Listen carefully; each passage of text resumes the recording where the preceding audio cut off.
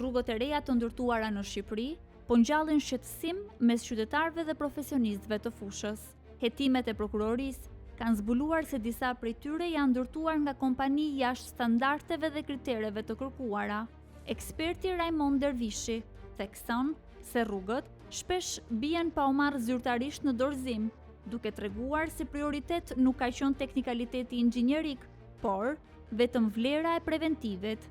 Por pyetja që lind natyrshëm është: sa të sigurt janë qytetarët shqiptar që kalojnë çdo ditë mbi rrugë të ndërtuara mbi parregullsi dhe konstatime?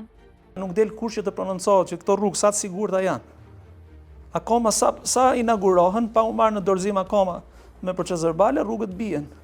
E rëndësishme deri më sot për institucionet shtetërore ka qenë vlera preventivi këtyre rrugëve, nuk ka qenë zbatueshmëria apo teknikalitetet që përdoren në ndërtim. Në këto kushte, për mua janë rrugë të pasigurta.